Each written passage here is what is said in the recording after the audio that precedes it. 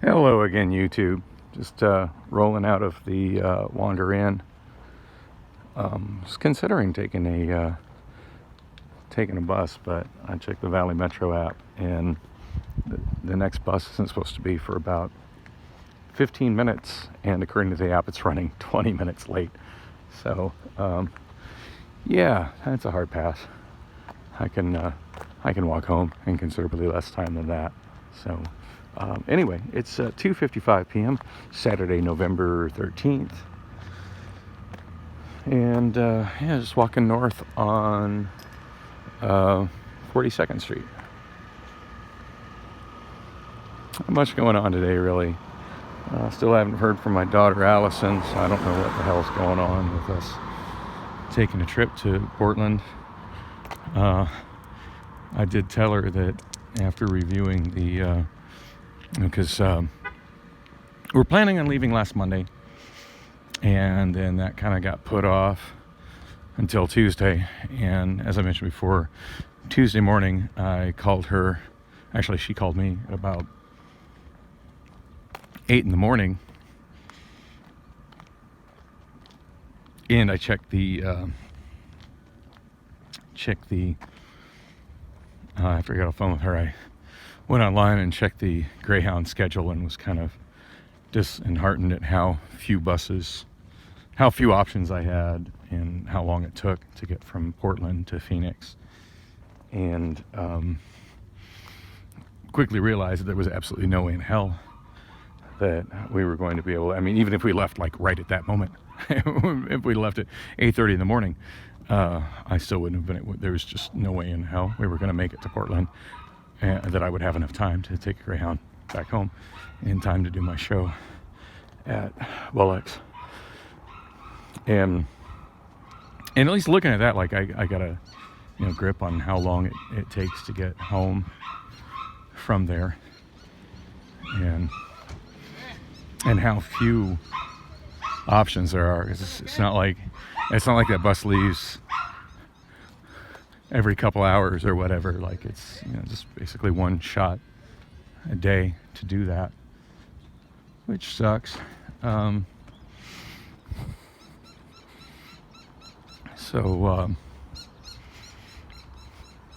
Yeah, anyway, I texted her today and told her that, hey, we need to, I forget what time I told her, but basically that her thinking that Monday is going to be okay, Monday is not going to be okay. That puts me on two potentially, it's too much of a risk for me to not make it home, on time. So, especially in light of the fact that it looked like I could get a flight for between about $305, $350, which would be fine. But right now, since I don't have $300, and it's pretty clear that she doesn't have an extra $300, $350, that we need to be leaving. Damn, I forget what time I told her by.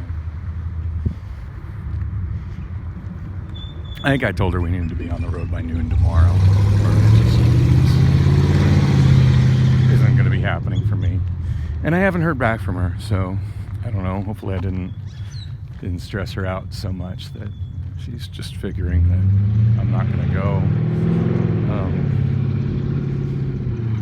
But she'd at least respond. But yeah, no response from her in like a day and a half. This is interesting. I wonder what's going on here. Neighborhood communication. Did you know? Neighborhood free little library around the corner. To copy yourself. You are special and you matter. Free non-censored online news. Free non-censored new apps.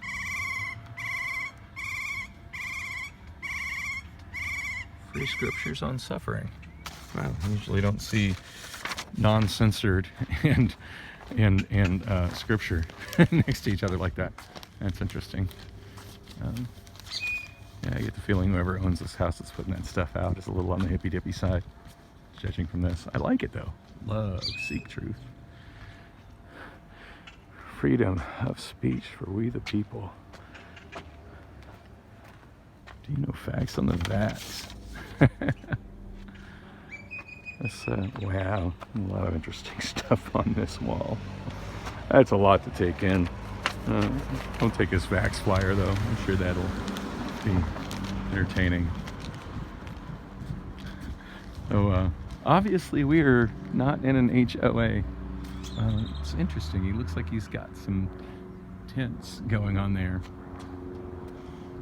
I wonder what's up with all these tents in this guy's backyard that you can see just kind of peeking up above the hippy dippy muraled fence. The world needs love, not vaccine.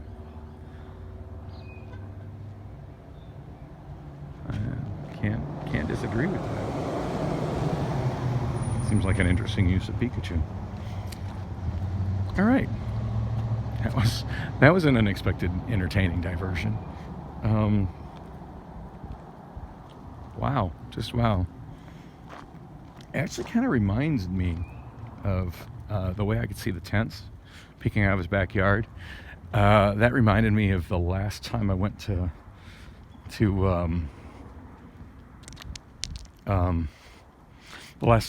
San Diego. I had been going regularly to this hotel that I had got through, it was initially recommended to me through, I can't remember if it was Priceline.com or Hotels.com. I've used both apps, but I just remember one of the apps recommended it to me, and then the other one was cheaper. But at any rate, stayed there quite a few times, and the security guy was always super cool with me, and it was usually the same desk clerk that was there at night, and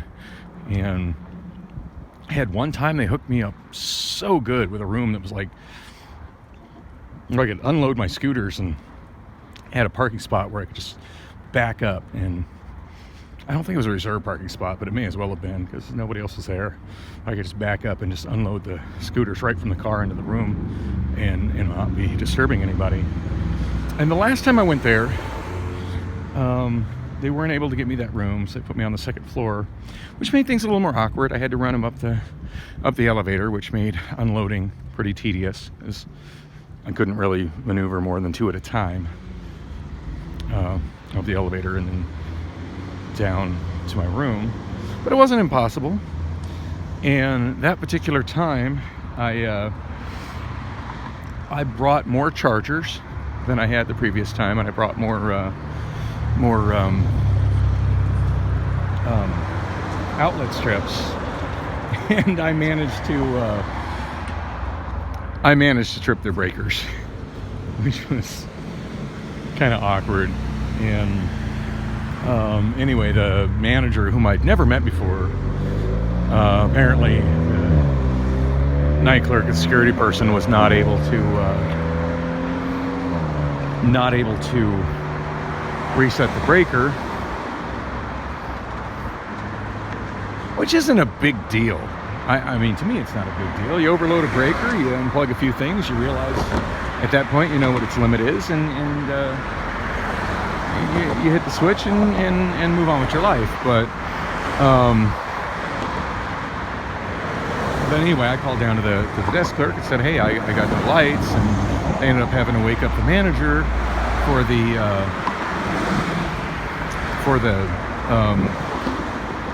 to reset the breaker. And he walked up to my room and walked in and saw I don't know how many Lime scooters plugged in the room, and just completely freaked out. Which I could kind of understand that if I didn't say that I was doing that. But from the very first time I stayed there, I asked the desk clerk if it would be all right if I was doing that there, and was told yes. And this was my third time coming to that hotel, where I was specifically booking that hotel for the purpose of staying for a couple of days and juicing scooters. So it's not like it was something I was doing on the down low. It's not like anything that was prohibited from being done in my rental receipt. I don't think. I mean, I don't know that I read all of the fine print, but I'm the kind of guy that will skim that sort of stuff just to see, hey, and there's some prohibited activities here, or am I planning on doing any of these things that is gonna put me at the risk of lawsuit? Nope, don't see anything here says I can't charge electric scooters. We good to go. But anyway, yeah, he kicked me out over it, which is really shitty. And of course I didn't get refunded for my prepaid rent, which I'm pretty sure I had prepaid for like 2 days, and I got kicked out in less than 12 hours. So I don't know, once upon it, this happened probably, gosh, almost 3 years ago, so kind of late to be bitching about it now. But at one point in time I was pretty serious about trying to sue them over it. But at this point I'm probably past the statute of limitations, and most of the data that I would have needed to for evidence on the lawsuit as far as what happened is in my iPhone that I dropped, broke in half, that I couldn't get repaired. So yeah, c'est la vie. Kind of got fucked on that one. But what ended up happening as a result of him kicking me out, I will give the security guy credit. He went out of his way after the manager was done being a complete and total asshole. Went out of the way to actually help me get all the scooters out of my room. Because it was a lot. I mean, I was only really, because I was on the second floor, I was only able to move 2 at a time. So he was following me, also moving 2 at a time. And with his help, I was able to get them out of the room quicker. And he let me put them in an area in the back of the parking lot and kept an eye on them, because it was more scooters than I could load in the car at one time. So he was actually kind enough to keep an eye on them as the security guard, and then let me back in to, after I had served the first bunch, and let me back in and load up again and serve the rest of them. Now, some of them didn't get charged enough, so some of them I didn't get paid for it, but I did get paid for most of them. Some of them I think I got a reduced pay on them. I don't know. I forget how Lime did that back then, but the whole situation was really fucked up, especially considering the fact that I was told that what I was doing was okay, and that I was a repeat customer there. I mean, it's one thing for the manager to say, oh no, we don't allow that. But since I had already booked for 2 days, it seems to me he would have had an obligation to, with the understanding that that's what I was doing with the room, that he would have had an obligation to accommodate the rest of my stay there, and then of course just let me know, hey, that's not allowed, So once you're done, like, don't rebook here. You can't come back here and do that. And then let his staff know to let anybody who says they're planning on doing that know that they can't do that. But no, he just tossed me out and was very, very rude and yelled at me a lot. And this was absolutely ridiculous, I mean, and he's like, well, you need to get these out of here now. I'm like, you see how many scooters I have? You see how small my car is? How do you think I'm just going to magically transport these things? Come on, dude. But so I ended up, as a fallback, trying to book a place with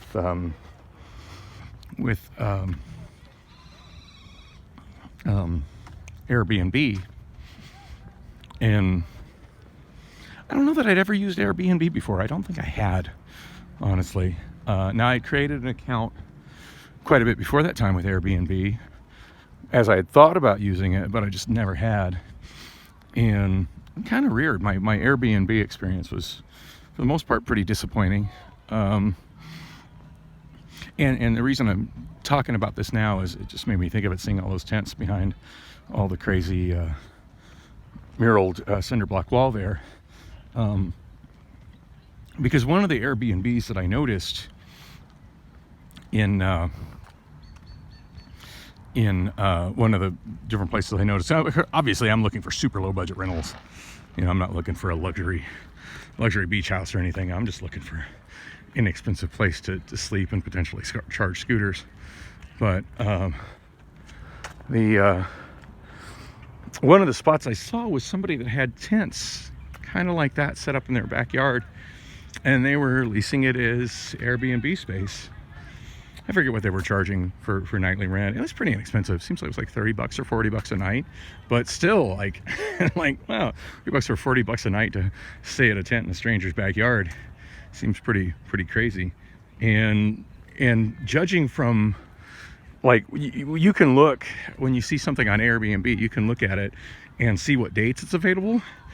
And the person that was renting these little tents in their backyard didn't have a lot of dates available. Like, apparently they're booking those dates out pretty regularly. So obviously there's a demand for it. But yeah, that was anyway, that's what that made me think of. And I do believe I actually tried to get one of those, because at this point I'd kind of thrown in the towel at charging, and I just wanted a place to stay the night. I had a power inverter in my car, so I was able to charge a certain amount while I was driving in San Diego.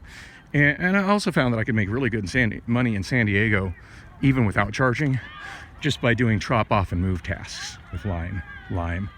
In fact, I could make more money with Lime in San Diego in a day just doing drop off tasks than I could here in Arizona doing everything, including charging.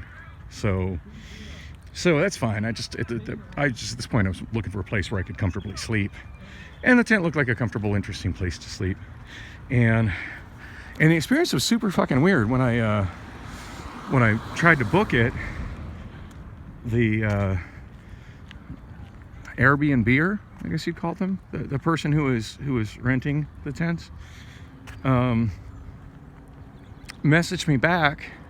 Rather than confirming it, she messaged me back asking for my Instagram. That seems like an odd thing to ask for. And yeah, I'm not on Instagram. I've never been on Instagram. I'm also not on Facebook, nor am I on WhatsApp. I don't really trust the way that Mark Zuckerberg handles personal private data, and don't want to be part of that social experiment. And anyway, I just simply said that I wasn't on Instagram, but that I was on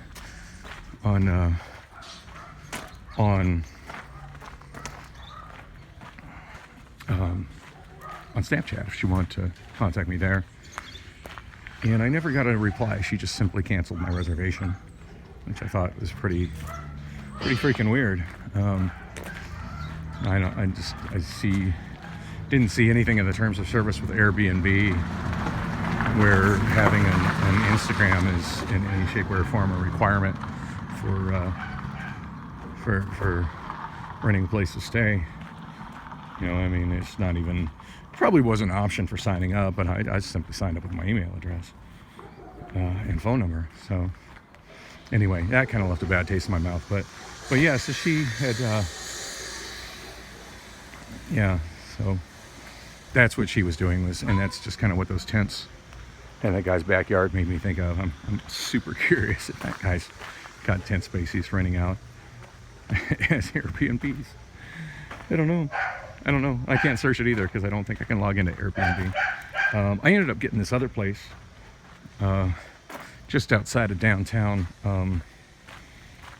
San Diego, where I stayed the night, and it salvaged the trip, and I did have a good time staying there. It was a little more expensive than what I wanted to pay, but it was okay. I had a bedroom to myself, but it was kind of odd to me that, like, they were renting the bedroom space out, but there was somebody I didn't know that was also staying in the living room, where I had to kind of walk through their space when I was coming and going, and that felt awkward. And it's super awkward because the woman that was, the person that was staying in that other space was clearly a young woman, and I don't know, it just felt awkward. I mean, obviously I didn't disturb her or do anything to disturb her, but my God, what if I was a psychopath? How safe would she have been with me there, right?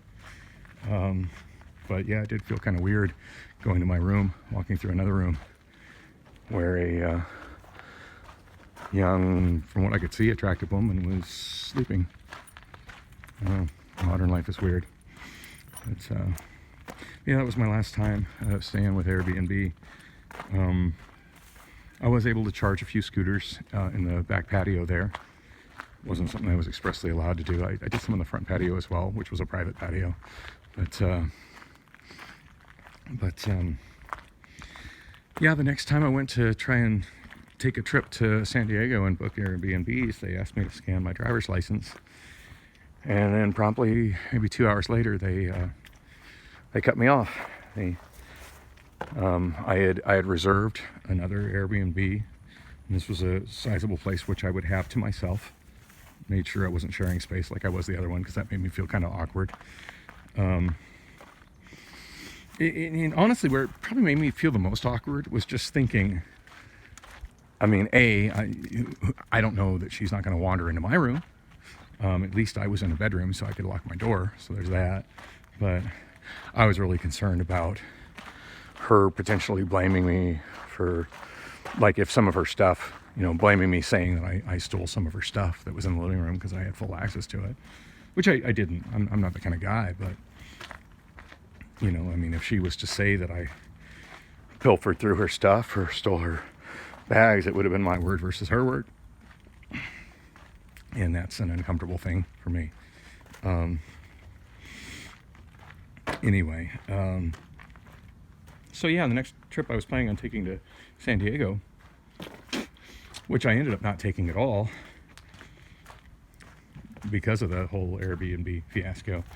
But I had booked a place that was, close enough to where all the Lime scooter action was in San Diego, and it was fairly close driving wise. I wouldn't want to walk it, but it looked like it had adequate on-street parking, and it was fairly close to where the Lime base was, which is, fairly close to where most of the action was, where scooters were. So it looked like a perfect setup, and the price was reasonable. I forget what it was, but it struck me as reasonable, and I had booked it for, I think, 2 days or 3 days. And then the app asked me to upload my to take pictures of my driver's license. I was like, well, okay, that's fine. And I did that. And roughly an hour later, and mind you, it had already billed me for 3 days or 2 or 3 days at this place I was planning on staying at, and going back and doing another round of juicing in San Diego. And it came back and told me that it was that it was suspending my account